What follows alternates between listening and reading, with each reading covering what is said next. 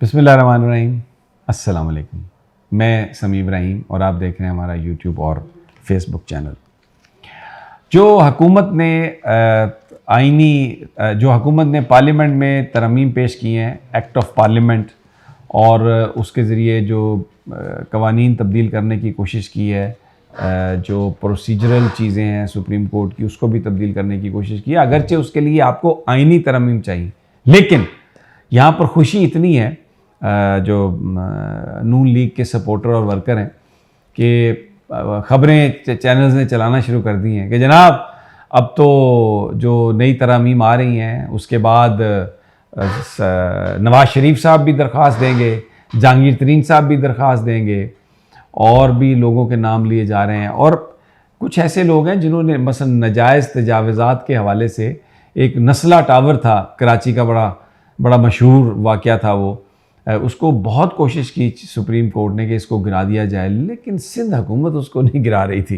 कोई ना कोई माहौल बन जाता था, कभी वहाँ पर कई 100 लोग आ जाते थे, मुज़ाहरा करते थे, और जो मशीनरी गई होती थी वो टूट फूट जाती थी, समझ नहीं आती थी कि ये किसका है।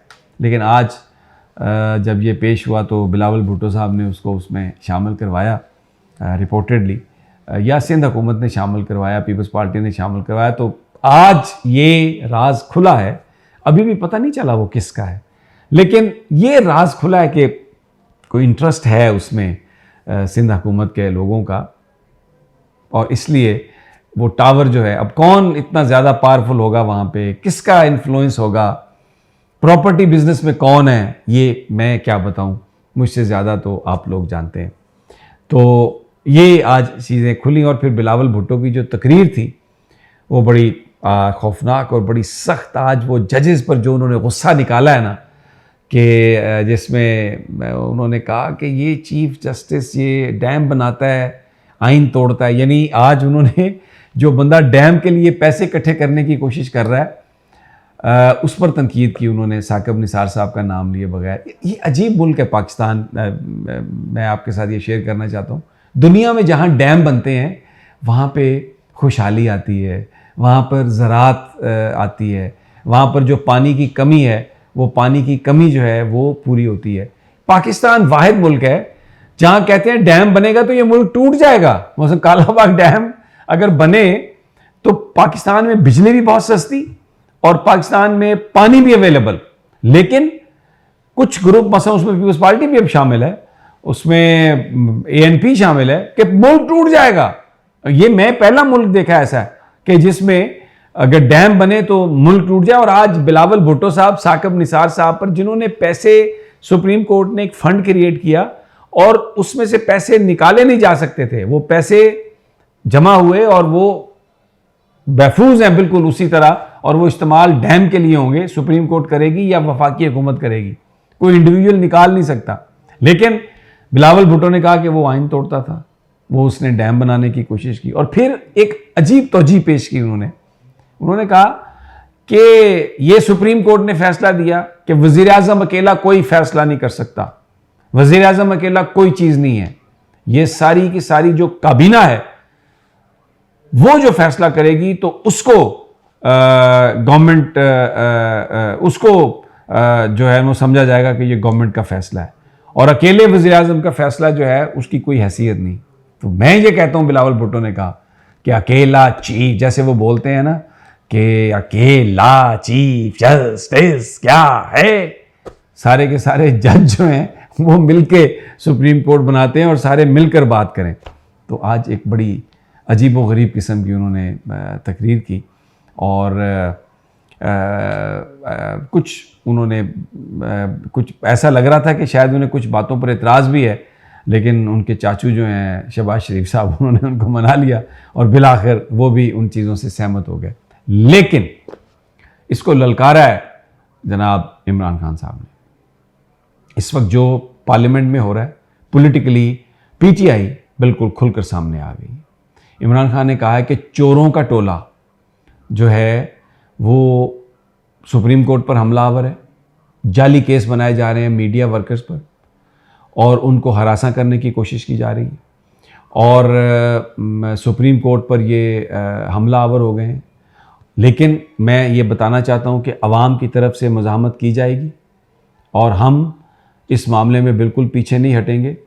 आज कानून की हुक्मरानी नहीं है, आइन की खिलाफ वर्जी हो रही है। इलेक्शंस जो होने थे वो इलेक्शंस नहीं करवाए जा रहे और पीटीआई जो है वो इसको रेजिस्ट करेगी। गुज़श्ता 10 महीनों से एक फैशिज्म है, एक फैशिस्ट गवर्नमेंट है जो एक अजीब सी उसने सूरत हाल क्रिएट की है। माजी में दहशत गर्दी के बावजूद इलेक्शंस होते रहे, लेकिन आज ये हुकूमत दहशत गर्दी का नाम लेके इलेक्शंस मुलतवी करने की कोशिश कर रही है और जो वर्कर्स पर तशद्दुद किया जा रहा है, पकड़ने के लिए जाते हैं, अगर वो मतलूबा आदमी नहीं है तो उसके बच्चों को पकड़ लेते हैं, उसके ख़ानदान को पकड़ लेते हैं। और मैं आपको बताऊं ये हुआ है कि एक वर्कर को पकड़ने गया है तो 12 साल का बच्चा मिल गया उसका, वो 12 साल का बच्चा वो ले आया पकड़ के। लेकिन जो उस पर बड़ा जुल्म जो हुआ ना वो ये हुआ कि उसको अदालत ने उसको जुडिशियल रिमांड में भेज दिया, 12 साल के बच्चे को। अब आप मुझे बताइए, मतलब ये अदालतें जो हैं उनको नजर नहीं आ रहा कि 12 साल का बच्चा उसको जुडिशियल रिमांड में जेल में भेज दिया। बहरहाल इमरान खान साहब और उनकी जमात इसमें बिल्कुल खुलकर सामने आई है। लॉयर्स कन्वेंशन में आपको बता चुका हूँ, बड़ा ज़बरदस्त उनका बड़ा ऐलान आया है जिसमें उन्होंने ये कहा है कि रेड लाइन है हमारी, जो जुडिशियल प्रोसेस में जो अगर तब्दीली की कोशिश की गई तो ये हमारी रेड लाइन है और आप जो प्रोसीजरल चीज़ें लाना चाहते हैं वो भी आप नहीं कर सकते, क्योंकि इंडिपेंडेंस ऑफ जुडिशरी जो है उस पर एक बहुत बड़ा सवालिया निशान है। तो लॉयर्स पाकिस्तान के, तहरीक इंसाफ, ये बिल्कुल डट के खड़े हैं और अगर कोई इस वक्त 90 की दिहाई में जो सजाद अली शाह साहब के साथ हुआ, अगर इस तरह कुछ करने की कोशिश की गई तो पीटीआई और पाकिस्तान के लॉयर ये बिल्कुल तय हो गया कि वो इस मामले में सड़कों पर आएंगे।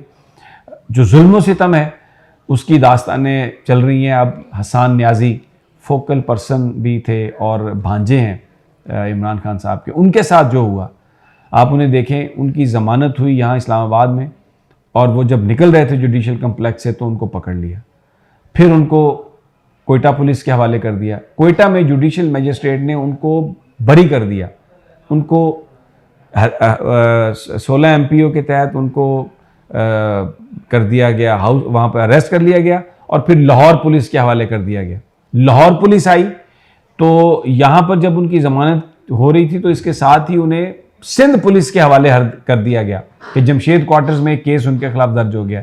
वहाँ पर भी जो मजिस्ट्रेट था उसने उनको डिस्चार्ज कर दिया, तो पेशावर की पुलिस पहुँच गई वहाँ पर उनको लेने के लिए। ये इस वक्त इंतकामी कार्रवाइयाँ इस अंदाज में हो रही हैं। उसका कसूर ये है कि वो भांजा है इमरान खान का और फोकल पर्सन अजहर मिशवानी, कुछ पता नहीं, कई दिन हो गए उसको, कुछ पता नहीं है कहाँ पर है, किसके पास है। घर से उसको उठाया और उसको ले गए। अब अगर आपने ज़मानत करवाई हुई है तो भी आप गिरफ्तार हो सकते हैं और आपके वेयरअबाउट्स का पता नहीं चल सकता। तो ये इस वक्त सूरत हाल है, लेकिन पॉलिटिकल जो रेजिस्टेंस है वो हम देख रहे हैं कि वो बढ़ रही है। इंशाल्लाह आपको आज सुप्रीम कोर्ट में समाअत भी है बड़ी इंपॉर्टेंट, तो इंशाल्लाह आपको वहाँ से भी अपडेट देंगे। इजाज़त दीजिए, अगली वीडियो तक अल्लाह ने के बाद।